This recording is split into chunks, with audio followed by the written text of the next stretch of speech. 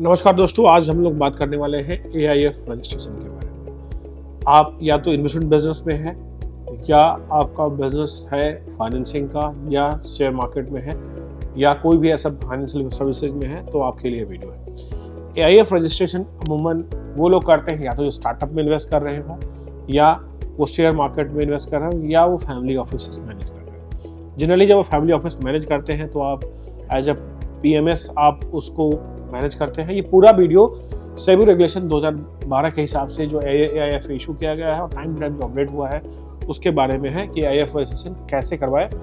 सबसे पहला category AIF की जो कैटेगरी है वो 3 कैटेगरी है, category 1, category 2, category 3। Category 1, 2 and 3। 1 category जो है वो जनरली एंजल फंड्स के लिए है, वेंचर फंड के लिए है, सोशल फंड है जो आप स्मॉल स्टार्टअप्स में लगाते हैं।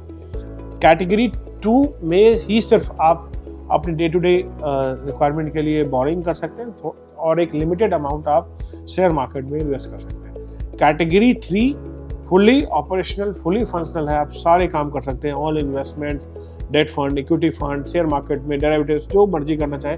और सबसे बड़ी बात, आप क्वालिफाइड इंस्टीट्यूशनल बायर होते हैं। इसलिए जब भी कोई IPO आता है या SME IPO हो या मेन IPO हो, आप उसमें शेयर सब्सक्राइब कर सकते हैं। रजिस्ट्रेशन प्रोसेस क्या है? तीनों ही कैटेगरी के लिए रजिस्ट्रेशन प्रोसेस सिंपल है कि या तो ट्रस्ट या LLP में आपका सबसे पहले रजिस्ट्रेशन होगा। ट्रस्ट LLP में रजिस्ट्रेशन करने के बाद आप इसका अकाउंट खुलाएंगे। अकाउंट खुलाने के बाद जो आपका स्पॉन्सर्ड है, जो कॉर्पस की जो रिक्वायरमेंट है वो कॉर्पस आप पूरे करेंगे। कैटेगरी 3 में 20 करोड़ का कॉर्पस रिक्वायरमेंट अभी है, जो आने वाले टाइम में बढ़ सकता है।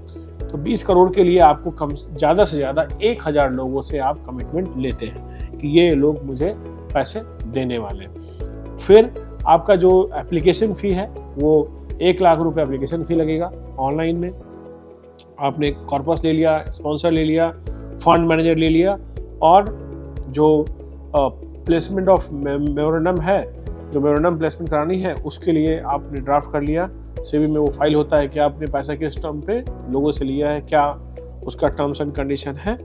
और जो कैटेगरी 1 के लिए 5 लाख है, फिर 10 लाख है और फिर 15 लाख। कैटेगरी 2 के लिए फिर 10 लाख, कैटेगरी 3 के लिए 15 लाख आपको गवर्नमेंट फी देना होता है। और फॉर्म A में जाता है और प्रॉपर फंड की वर्किंग जाती है कि फंड आप कहाँ लगाओगे, क्या ROI आएगा, क्या रिस्क पैटर्न है उसके अंदर और ये कैसे काम करेगा और क्या क्या स्कीम्स आप लेकर के आ रहे हो। तो ये सारी डिटेल जब आप सेबी को सबमिट करते हैं और सेबी पूरे बैकग्राउंड को चेक करती है। टीम की जो बात करते हैं हम, तो टीम में आपके पास कोई ना कोई बंदा ऐसा होना चाहिए जो इन्वेस्टमेंट साइड से हो। एक फर्स्ट सेकेंड बंदा होना चाहिए जो एटलीस्ट लॉ या जो सेक्रेटरियल बैकग्राउंड है, जो सेबी के कम्युनिकेशंस, सेबी के कंप्लायंस को समझ सकता हो। आपको अगर आप AIF से रिलेटेड कोई भी आपके रिक्वायरमेंट है, यहाँ लगता है आपको AIF में असिस्टेंस चाहिए या AIF एग्जिस्टिंग है उसका कंप्लायंस या उसका स्ट्रक्चरिंग करना है या कोई चेंज इन मैनेजमेंट है, चेंज इन आपके स्पॉन्सर्ड हैं, तो उस केस में we are happy to help you. आप हमारी चैनल पे कमेंट कर सकते हैं, आप हमें मेल भी भेज सकते हैं info@corvis.io।